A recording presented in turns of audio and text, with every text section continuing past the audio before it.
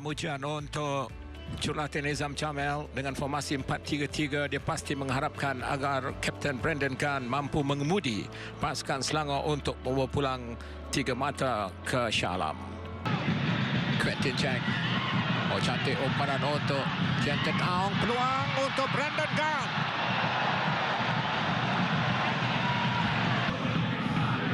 Arif Farhan, lontaran itu, peluang untuk pasukan Kedah.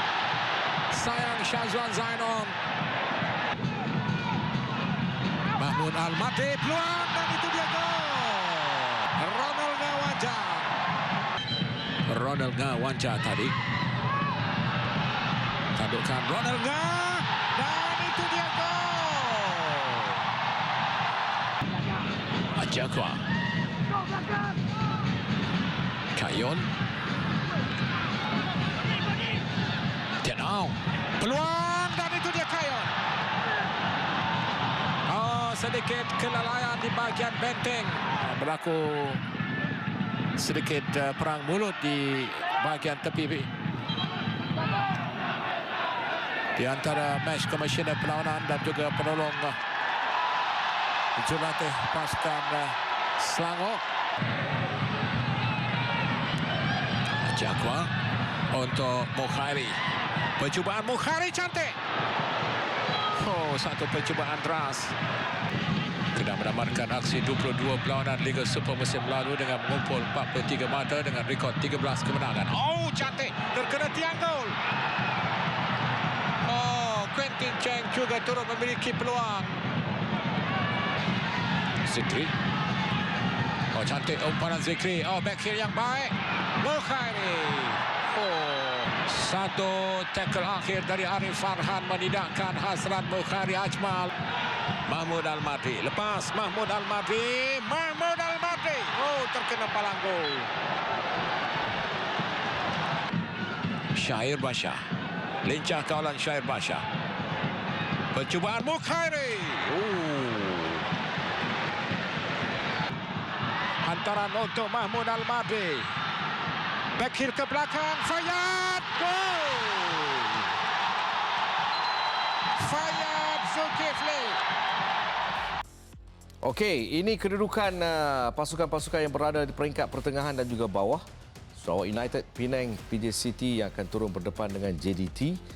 Melaka United, Selangor di kedudukan ke-8, Seri Pahang kedudukan yang ke-7. Namun jarak mata di antara Seri Pahang, Selangor maupun Melaka United dalam kedudukan, juga PJ City dalam kedudukan masih lagi boleh bersaing di antara satu sama lain. Okey, baik. Kedah sebenarnya turun dalam aksi penting pada kedudukan ke-6 Liga dengan 24 mata, 1 mata di belakang KL City. 5 game terakhir juga dalam kedudukan yang ada turun naiknya. Mereka 2 kali seri, sekali tewas dan juga 2 kali menang. Malam ini saya katakan Aidil mendapat segala-galanya. Kerana Mark Valles, Mahmud Ahmadi, Ronald Ngah dan juga Desil di samping Sarawak pemain Thailand diturunkan. Lengkap sudah untuk jarang pasukan Kedah mendapat kesemua pemain import beraksi. Ini satu tambahan nilai yang cukup baik. Betul. Dia ada maklumkan itu bahawa dia pun dah dapat kesemua pemain import ni mungkin dalam 3 ke 4 perlawanan yang lengkap semua pemain import berada dan dia menang. Pada awal musim saingan tu dia tak dapat semua, dia dapat 2, dapat 3, tak cukup untuk pemain import membantu pasukan dan untuk dapatkan kemenangan. Tetapi apabila saya ambil sebelum dia lawan dengan pasukan Selangor ni menangkan Melaka tu dah nampak dah ada rhythm untuk pasukan untuk pergi menang dan ada jaringan tu baik untuk pasukan Kedah sendiri dan kita dapat lihat apa yang berlaku dengan pasukan Selangor, mereka menang kerana mereka boleh dapat satu tambahan jaringan melalui set piece. Kalau kita lihat tadi 2 gol melalui set piece, 1 permainan terbuka untuk pasukan Kedah. So pelbagai jaringan yang boleh melakukan untuk menang dengan pasukan Selangor yang saya anggap sebenarnya pada perlawanan ni perlawanan terbaik kerana Selangor menang di Sabah tempoh hari untuk mengekalkan momentum. Saya mengharapkan mereka juga memberikan cabaran kepada Kedah tapi tewas dengan satu keadaan corak permainan yang mereka agak merugikan Selangor sekurang-kurangnya dapatkan 1 mata. Okey, sebelum kita bincang tentang jaringan pasukan Kedah, kita bawa sedikit perbincangan tentang pasukan Selangor. Mukhairi Ajmal Brandon Gunn, Quentin Cheng. Saya rasa selepas pengambil alihan ataupun dinamakan Nizam Jamil sebagai pengendali sementara, saya rasa corak permainan Selangor ketika menyerang dan juga bertahan sudah nampak tanda-tanda yang ada peningkatan yang best sebenarnya. Mereka dalam kedudukan yang lebih teratur. Ya, mungkin Nizam Jamil nak cuba keluar daripada kalau sebelum ni faktor DNA Jerman ataupun pemain yang sama bermain ataupun beraksi ketika dia sebelum dia ambil pasukan. Dia cuba keluar daripada corak ataupun pemain yang dia nak guna pakai. Setelah saya tengok dia membawa masuk Richmond Ankrah, itu pemain daripada Selangor 2 yang duduk di bahagian centre back. Situ asal mulanya pasukan ini agak stabil dan boleh bersaing. Kerana ketika itu dia menggunakan pemain-pemain ini yang dibawa masuk balik ini, dia letaknya Zikri di bahagian kanan, tolak Quentin Cheng di bahagian depan. Ketika bertemu dengan JDT, dia ada perubahan dari segi, it's not pasal pasukan itu perlu menang, tapi corak permainan, pace game itu berlainan sedikit dan kekuatan pemain itu sendiri. Dan berdepan dengan pasukan Sabah tempoh hari dah dapat momentum kerana di berdepan dengan JDT itu mereka menang. Satu perlawanan taktikal yang baik diturunkan oleh Coach Zamir di tempat lawan. Dan pada malam ini nak buat continue, tetapi sayang kalau kita lihat tadi mungkin minit-minit awal Ankrah keluar, itu centre back itu keluar memberikan sedikit kesan di bahagian pertahanan yang bocor dan menyebabkan mereka kita tewas malam ini. Okey. Tapi secara keseluruhan peningkatan itu sudah ada. Ya, peningkatan ada. Saya menarik bila awak masukkan tadi Muhairi Ajmal. Kalau kita lihat pelawanda-pelawanda malam ni, hampir saya ingat 4-5 percubaan yang kena tiang, kena palang yang sepatutnya boleh berlaku jaringan yang dihasilkan seperti macam di Sabah. Tapi untuk malam ni tak ada nasib untuk dia menjadikan gol. Okey, kita balik pada pasukan Kedah Darul Aman. Ronald, kalau diimbas jaringan-jaringan yang dihasilkan, dia berada on the right time, on the right place, menghasilkan jaringan. Ya, saya setuju. Kerana pemain bertubuh sasa tegap ni, dia perlu berada dalam scoring area di kawasan tengah. Jadi, kesemua bola tu perlu dihantar di kawasan tengah untuk dia mudah dia mendapatkan jaringan dan membuat gerakan ke dalam arah gol.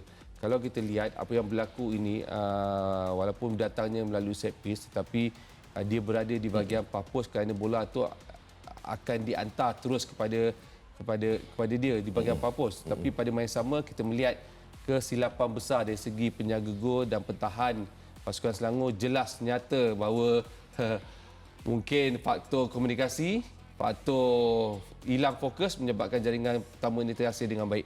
Jaringan kedua pula dihasilkan akibat kelalaian, miscommunication di antara backline ketika melakukan marking, kerana zone marking itu jelas pada kedudukan yang rapat, penjaga gol dan juga barisan pertahanan Selangor. Betul, saya setuju. Kalau kita lihat gambaran kedua itu menggambarkan semua waktu bertahan ataupun pemain bertahan itu dan penjaga gol kurang komunikasi, dan ini jelas kesalahan penjaga gol Samuel yang keluar tapi tak dapat bola. Kerana kita balik sebelum tandukan gol ini terhasil, Wan Jam dapatkan bola terlebih dahulu. Kat situ dah tewas pertahanan, 1 lawan 1. Kemudian bola dihantar ke bahagian papus. Sebagai penjaga gol ada kelebihan menggunakan lebih tinggi tangan lebihan itu, tetapi dia tidak dapat dari segi timing atau jangkaan dan gol kedua terhasil. Itu merupakan jaringan pertama Mark dalam musim ini, jaringan pertama untuk pemain ini bersama dengan pasukan Kedah. Dan kemenangan berdepan dengan pasukan Selangor ini adalah kemenangan ke-8 dan kemudiannya malam gemilang Kedah di Darul Aman disudahkan menerusi gol ketiga Fayed Zulkifli. Fayed Zulkifli ini satu hal, tetapi pada saya cepatlah perbincangan dilakukan dengan Mahmud Almardi ini. Kalau tidak, Assalamualaikum. Betul. Sebab dia sedang diintai, saya dipahamkan ada beberapa pasukan di Pantai Timur sedang mengintai pemain ini. Betul. Dia, saya rasa apabila ketiadaan, pada satu ketika kita pernah bincang dalam Nadi Bola, di Nindia Bola, pada ketika Kedah merindui Badrul Bakhtiar, kehadiran Mahmud Almardi ini sebenarnya inilah hasilnya. Betul, betul. Dia, saya rasa pakej segala-galanya dalam seorang punya individu, players yang memiliki attacking, boleh menjadikan gol, boleh bertahan, bergerak di sebelah kiri walaupun kaki kanan, kedua-dua belah kaki cukup lengkap. Afizal, saya cukup tertarik dengan pemain ini. Kalau Kedah tak buat sesuatu, ya betul, saya jangkaan value untuk dia pergi berhijrah tinggi. Dan apa yang berlaku gol ketiga ini untuk Fayad cukup baik kerana this is teamwork punya pergerakan di bahagian attacking. Ya, kita lihat back heel daripada dia. Dia tahu Fayad akan buat follow up di bahagian attacking untuk membuat larian terus. Dan untuk Fayad, saya cukup tertarik pemain ini. Setiap kali masuk, setiap kali diberi peluang, dia pasti akan menjadikan gol sebagai pemain super sub. Dia tak perlu main first 11.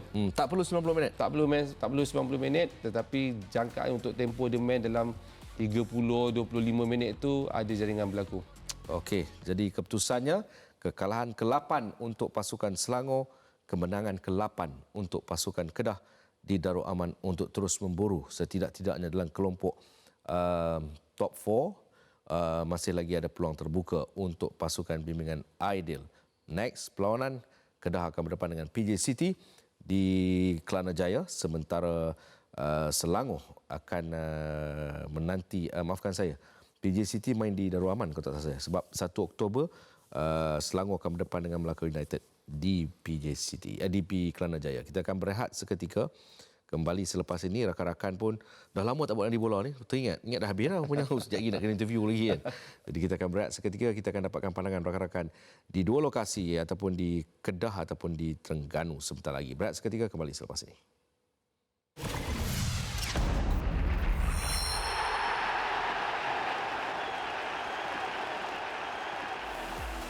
Yang baru pegang remote, maklumlah, rumah pegang remote ke tak dapat nak tengok gol lah, ni kami bawakan gol. Ini jaringan ketiga CC Kipre di mana Terengganu menewaskan pasukan Penang 3-0 untuk mereka meraih kemenangan ke-10 bagi saingan Liga Super musim ini. Jaringan pertama menerusi Faisal Halim, CC Kipre pada penghujung babak pertama, dan ini jaringan terakhir yang dihasilkan oleh CC Kipre untuk kemenangan buat pasukan Terengganu. Sementara di Darul Aman, ini jaringan yang ketiga dihasilkan oleh budak baling, iaitu Fayad Zulkifli pada minit ke-90 di penghujung. Namun sebelum itu, di awal saingan di babak yang pertama, Ronald Wanjam menghasilkan jaringan pertama yang melengkapkan 12 jaringan secara keseluruhannya untuk musim ini, dan kemudian Mark dan terakhir Fayad sebentar tadi.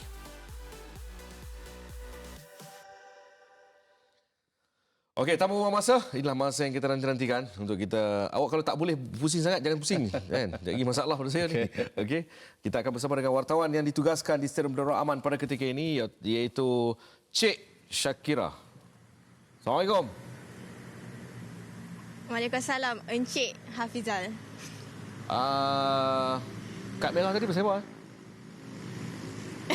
Terus Okey, kita media ada cuba tanyakan kepada coach interim Selangor, coach Nizam Jamil, tetapi coach tidak mahu mengulas lanjut tentang perkara tersebut. Tetapi saya difahamkan bahawa kad merah itu dilayangkan kepada fitness coach Selangor FC, iaitu coach Arul, selepas dia meluahkan rasa tidak puas hati apabila pengadil hanya memberi masa tambahan 2 minit dalam separuh masa pertama tu, Hafizal. Okey. Secara keseluruhannya, hari ini Selangor beraksi baik, tetapi penyudah yang menjadi itu masalah utama. Betul? Kira? Betul, saya setuju apa yang Hafizal katakan. Memang mereka beraksi dengan baik pada hari ini, namun tidak ada ketajaman di bahagian hadapan. Itu yang coach Nizam akui, berbeza berbanding dengan perlawanan di Sabah pada minggu lalu.